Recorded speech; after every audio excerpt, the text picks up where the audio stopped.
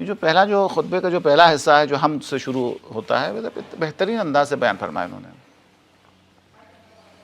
الحمدللہ علی ما انعم ولہ الشکر علی ما الہم والثناء بما قدم من عموم نعم. مطلب اللہ تبارک و تعالیٰ کے حمد و ثنا کے بارے میں جو انہوں نے جو کیا ہے بڑے اچھے انداز میں نے مختصر یہ کیا جا سکتا ہے 3 حصے میں بیان کیا ہے کہ اللہ تبارک و تعالیٰ کی نعمتیں پہلے ہیں اور لینے والا بعد میں آیا ہے.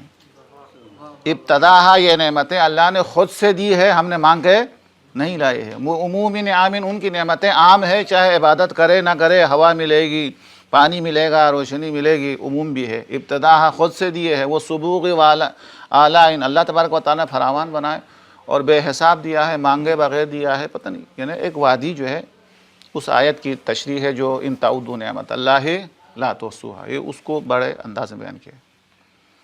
اس کے بعد دوسرے مرحلے کے اندر فرمایا ہے کہ اتنی نعمتیں بے شمار بے حساب مانگے بغیر نعمتیں دینے کے بعد خدا کا دروازہ, رحمت کا دروازہ بند نہیں ہوا ہے کہ اللہ تبارک و تعالیٰ نے شکر کے نام پہ رحمت کی چابی آپ کے ہاتھ حوالے کر دی ہے. لئن شکرتم لازیدنکم, وہ نعمتیں اتنی دینے کے باوجود بھی رحمت کا دروازہ بند نہیں ہوا ہے. شکر کرتے چلے جاؤ, نعمتوں میں اضافہ کرتے چلے جاؤ. شکر کا کیا مزاج, اللہ نے جو آپ کو علم دیا ہے وہ آگے پہنچا دینا وہی شکر ہے.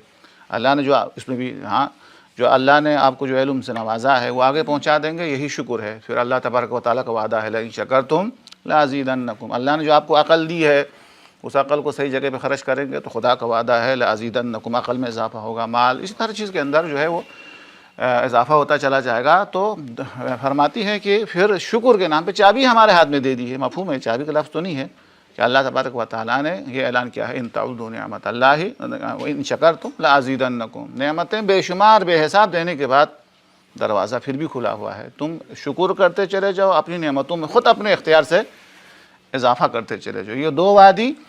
اور تیسرا میدان انہوں نے فرمایا ہے وَثَنَّا بِالنَّدْوِ, یہ سب کچھ کرنے کے بعد دروازہ پھر بھی بند نہیں ہوا ہے. انسان سے کہا ہے کہ یہ ختم ہونے والی نعمتوں کو تبدیل کر کے جنت کی نعمتیں بھی خرید سکتے ہو. اس کے بعد کتنا بڑے اچھے انداز میں انہوں نے سمجھا دیا. حالانکہ وہ زخمی ہونے کے بعد فدق کے موضوع پر گفتگو کرنے کے, لیکن حمد کے موضوع پر کتنا میں سمجھتا ہوں کہ مختصر جو ہے وہ کتنا اچھے انداز میں گفتگو کی.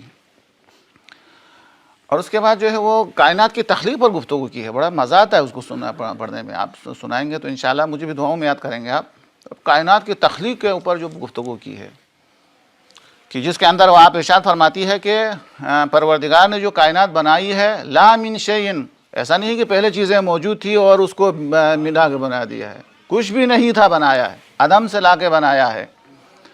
اچھا, کوئی نقشہ کی مدد کے بغیر بنایا, کسی کے سہارے کے بغیر بنایا ہے, اپنی قدرت سے بنایا, اپنی حکمت سے کائنات بنائی. بڑے عجیب جملے ہیں اس کے اندر, اور جس کو پڑھنے کے بعد مجھے خود مزہ آتا ہے وہ یہ ہے کہ یہ سب کے سب جب اللہ تبارک, اس کے بعد پھر یہ فرماتی ہے کہ جب کی ضرورت نہیں تھی کائنات بنانے کی, محتاج نہیں تھا پھر یہ بنائی ہے, ضرورت نہیں تھی یہ بنایا ہے. اس کے بعد 2 جملہ الا تثبیتا لحکمتہ, یہ بیان کرنے کے بعد جس کو پڑھنے کے بعد مجھے مزہ آتا ہے وہ یہ ہے کہ اس کا خلاصہ کچھ اس طریقے سے بنتا ہے کہ یہ کائنات بنانے کی ضرورت تو نہیں تھی, لیکن اس کا وجود بھی اتنی بڑی کائنات اس لیے بنائی ہے تاکہ انسان کو پتہ تو چلے کہ دعا مانگ رہا ہوں تو کس عظیم پروردگار سے دعا مانگ رہا ہوں. یعنی سجدہ کرے تو پتہ چل, رکوع میں کہے سبحان ربی, کائنات کو دیکھیں اور کہہ دے سبحان ربی العظیم, پتہ تو چلے وہ کتنا عظیم ہے. سجدے میں جا کے سبحان ربی الاعلیٰ کہے تو پتہ تو چلے کہ وہ جنت کی طرف کھینچنے کے لیے کائنات بنائی ہے. اللہ تبارک و تعالیٰ اپنے بندوں کو اپنے بندگی کی طرف رغبت دلانے کے لیے یہ کائنات بنائی ہے. اور انبیاء کس کی طرف دعوت دے رہے ہیں, ان کی دعوت کے اندر جو ہے وہ کیا نام ہے, طاقت پیدا کرنے کے لیے, عبادت کے اندر ذوق پیدا کرنے کے لیے, جنت کا شوق پیدا کرنے کے لیے اللہ تبارک و تعالیٰ نے اس کائنات کو خلق فرمائی. تو بڑے میں نے لطیف جو ہے انداز کے اندر, جن کو پڑھنے کے بعد انسان کی عبادت کے اندر جو ہے ایک لذت کا اضافہ ہوتا ہے, معراج ملتی ہے ان کے لیے. تو پتہ چل جاتا ہے کہ کائنات تو بہت بڑی ہے جسمانی لحاظ سے, مقصد کے لحاظ سے کائنات بڑی نہیں ہے. انسان کو احساس ہوتا ہے انسان بڑا ہے. درخت بہت بڑا ہے جسمانی لحاظ سے, مقصد کے لحاظ سے درخت بڑا میں نہیں ہے. پھل بہت بڑا ہے, درخت لگایا جاتا ہے پھل کی خاطر, پھل دیکھنے میں بہت چھوٹا ہے, درخت بہت بڑا ہے لیکن مقصد کے لحاظ سے درخت چھوٹا ہے, پھل بہت زیادہ قیمتی ہے. تو اس لیے کائنات دیکھنے میں تو بہت بڑی ہے. کائنات جو ہے دیکھنے میں بہت بڑی ہے، لیکن مقصد کے لحاظ سے کائنات بہت چھوٹی ہے، انسان بہت بڑا ہے۔ یہ کائنات اپنی وسعت کے ساتھ ختم ہو جائے گی، لیکن انسان ہمیشہ باقی رہنے والا۔ تو وہ کہتے ہیں کہ آپ اور ہم جیسے جو نماز کے آگے جا کے نماز باصطلاح پڑھانے والا، اب یہ خود ایک بے ادب لفظ ہے۔ ہمارے وہاں پہ ایک عارف شخص گزرے ہیں، اچھا میں ہمارے گاؤں کہتا جس سے بھی کہا آپ نے نماز پڑھی ہے تو کہہ دیں گے خدا معاف کر لے، یہ نماز پڑھی ہے کبھی نہیں کہیں گے، عام جاہل آدمی بھی۔ میں نے کہا یہ خدا معاف کرے کیا مطلب ہے، نماز ہی پڑھے ہیں۔ پتہ چلا کہ ہم پڑھ کے حوضے سے پڑھ کے اتنے پیچھے ہیں، وہاں پہ ان عارف نے یہ سمجھا ہے کہ نماز پڑھی ہے یعنی میں معراج پہ گیا ہوں۔ اگر ایک آدمی بولے میں معراج پہ گیا ہوں تو کیا کہیں گے، مذاق اڑائیں گے کہ معراج پہ گیا ہوں، تو کہ نماز پڑھی ہے اتنا ہی دعویٰ ہے کہ میں معراج پہ گیا ہوں۔ لہٰذا جب بھی آپ نے نماز پڑھی ہے، کوئی پوچھے کہ آپ نے نماز پڑھی ہے تو خدا معاف کرے، یعنی یہ احساس کرو کہ میں نے کوشش کی لیکن میں نہیں پڑھ سکا، نہیں کر سکا، یہ نماز ادا نہیں کر سکا، عاجزی دکھا دے۔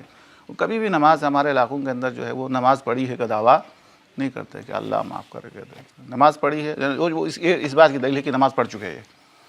آپ نے نماز پڑھی ہے، کہتے ہیں اللہ معاف کرے، یعنی مطلب نماز پڑھی ہے کا دعویٰ نہیں کرتے ہیں، کیونکہ بڑا دعویٰ ہے نماز پڑھنا۔ اب تو ہم تو نماز پڑھا بھی لیتے ہیں، کیوں؟